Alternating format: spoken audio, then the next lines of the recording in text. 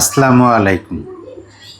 সম্মানিত দর্শক, আওয়ামী সভানেত্রী মাঝে মাঝে এমন কিছু কথা বলেন, এমন বক্তব্য দেন যে কথা বা যে বক্তব্যের পরিপ্রেক্ষিতে নানান ধরনের কথার উদয় হয় মনের মধ্যে। ঘটনা সামনে চলে আসে, ছোট ছোট গল্পের কথা মনে পড়ে যায়। আপনাদেরকে ছোট্ট একটা গল্প বলি। ক্লাসরুমে শিক্ষক মহোদয় একজন শিক্ষার্থীকে বললেন যে দাঁড়াও। তিনি দাঁড়ালেন। যখন শিক্ষক মহোদয় শিক্ষার্থীকে বলছেন যে দাঁড়াও, কথা শুনে তিনি দাঁড়াইতেছেন এবং তার হাত পা থর থর থর থর করে কাঁপতেছে। তখন ওই শিক্ষক তার ছাত্রকে জিজ্ঞাসা করছে, এই আমি তো তোমারে কিছু বলি নাই, এখনো পড়া তো ধরেই নেই, তোমারে শুধু বলছে যে তুমি দাঁড়াও, তাই এত কাঁপতেছো কেন তুমি? তখন ওই কাঁপতে কাঁপতে ওই ছাত্র বলতেছে, স্যার কাঁপুনির দেখছেন কি, পড়া ধরিয়া দেখেন। মানে বিষয়টা আপনি দেখেন যে কাঁপুনির দেখছেন কি, পড়া ধরিয়া দেখেন, মানে তার পড়া হয় নাই, কাঁপুনি আরও বাড়তে পারে। এই ছোট্ট গল্পটি, মজার গল্পটি মনে পড়ে গেল আওয়ামী সভানেত্রীর একটা বক্তব্য শোনার পরে। আমি এই বক্তব্যটি পেলাম গোলাম রব্বানী, যিনি ডাকসুর ফরমার জেনারেল সেক্রেটারি ছিলেন এবং বাংলাদেশ ছাত্রলীগের বর্তমান জেনারেল সেক্রেটারি। এই গোলাম রব্বানী তার ভেরিফাইড ফেসবুক ওয়ালে তিনি আওয়ামী সভানেত্রীর ছোট্ট একটা অডিও ক্লিপ শেয়ার করেছেন, যেখানে আওয়ামী সভানেত্রী বলছেন যে সারা দেশ মিলে 4.5 লাখ আসামি, মানে সারা দেশ মিলে আওয়ামী লীগের 4.5 লাখ আসামি, আমরা অর্থাৎ শেখ হাসিনা বলতেছেন যে আমরা একসাথে আত্মসমর্পণ করব।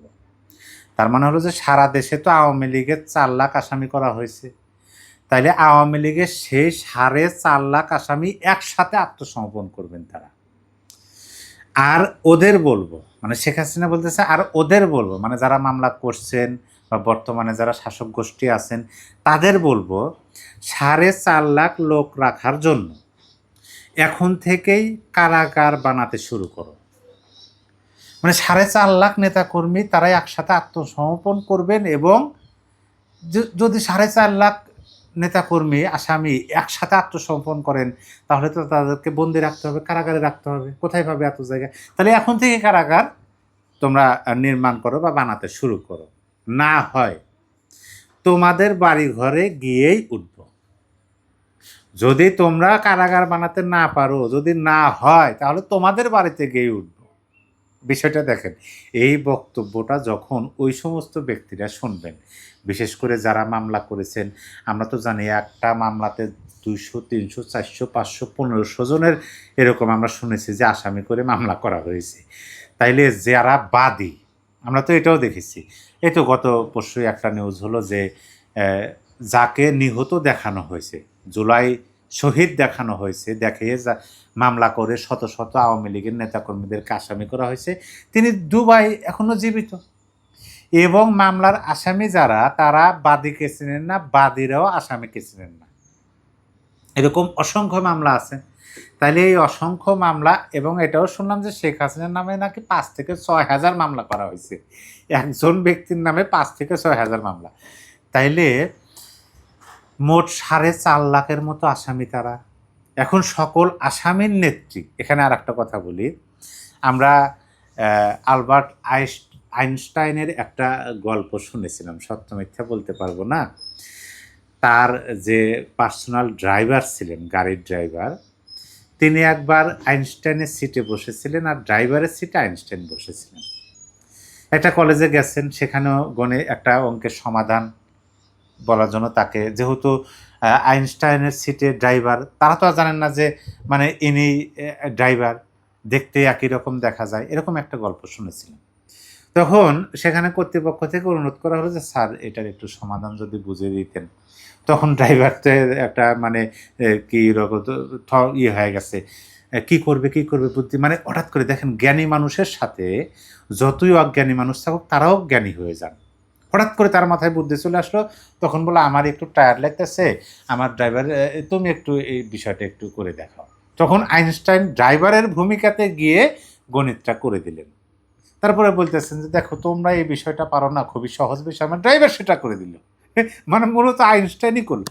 এরকম একটা গল্প শুনেছিলাম, সত্য মিথ্যা জানি না। তবে মানে এটা আপনাদেরকে এজন্য বললাম যে আওয়ামী সভানেত্রীর যে নেতাকর্মীরা আছেন তাদের যে কর্মকাণ্ড, তারা তাদের কর্মকাণ্ড নিষেধাজ্ঞা দেওয়া হয়েছে, নিষিদ্ধ করে রাখা হয়েছে, তারপরেও তারা যে কর্মকাণ্ডগুলো করতেছেন, তাইলে ভাবুন সেইটার সাথে আওয়ামী সভানেত্রী একেবারে শীর্ষস্থানীয় নেতা, যে নেতা নেত্রী তার মুখের দিকে সবাই চেয়ে থাকেন, তিনি বলতেছেন যে আমার এবং আমার দলের নেতাকর্মীদের বিরুদ্ধে তোমরা মামলা করেছো, প্রায় 4.5 লাখ লোককে আসামি করেছো, ঠিক আছে, আমরা সবাই একসাথে আত্মসমর্পণ করব।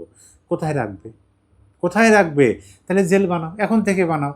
মানে তিনি তো বলছেন ডিসেম্বরে এসে আত্মসমর্পণ করবেন, এখনও তো 6 মাস আছে, তাহলে তোমরা জেল বানাও, বানাতে থাকো, আমরা তো আত্মসমর্পণ। আর যদি সেটা না হয় আমরা কিন্তু তোমাদের বাড়িতে গিয়ে উঠবো, কারা কারা মামলা করেছো এবং কারা কারা এই রাজনৈতিক উদ্দেশ্য প্রণোদিতভাবে হয়রানি করতেছো, তোমাদের বাড়িতে গিয়ে উঠবো।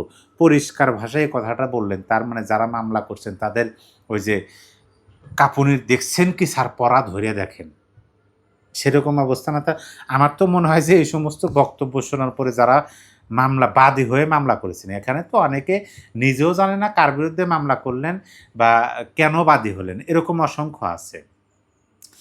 ঘটনা কি সেটাও জানে না। সেই সমস্ত বাদীরা তো অবশ্যই তাদের কম্পন সৃষ্টি হয়ে গেছে, হয়তো বা তারা দৌড়ঝাঁপ পারবেন যে মামলাগুলো উঠায় নেওয়ার জন্য। কারণ শেখ হাসিনার মতো একজন নেত্রী, তিনি যদি এই কথা বলেন তাহলে উপায় আছে? 4.5 লাখ লোক, মানে 4.5 লাখ আসামি, কিন্তু বাদী তো আর 4.5 লাখ না, বাদী তো অল্প। একটা মামলা যদি 200, 300, 400, 500 করে আসামি হয়, তাহলে 4.5 লাখ হতে কতজন বাদী হতে হওয়া লাগে? বেশি হওয়া লাগে না তো।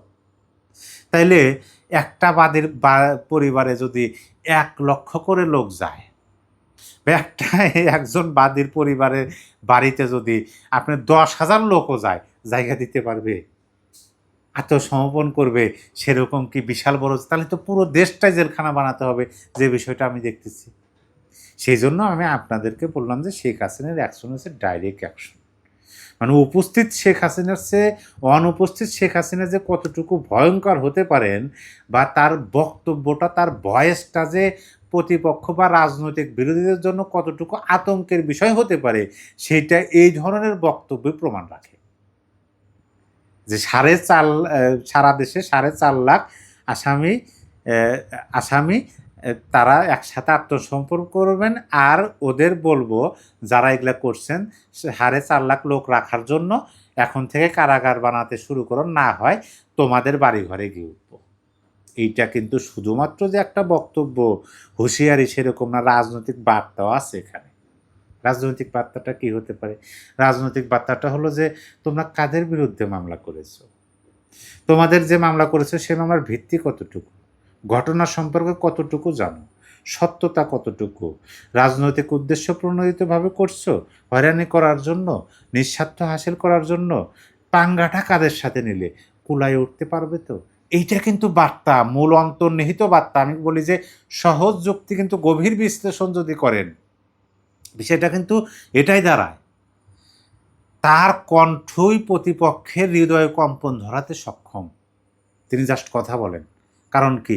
কারণ তিনি অতীতে এটা প্রমাণ করেছেন যে তিনি যেটা করেন সেইটা বলেন, যেটা করতে পারবেন সেটাই বলেন, এবং যেটা বলেন সেটা তিনি করেন। প্রিয় দর্শক, এ বিষয়ে আপনার কিছু বলার থাকলে অবশ্যই কমেন্ট বক্সে লিখে জানিয়ে দিতে পারেন।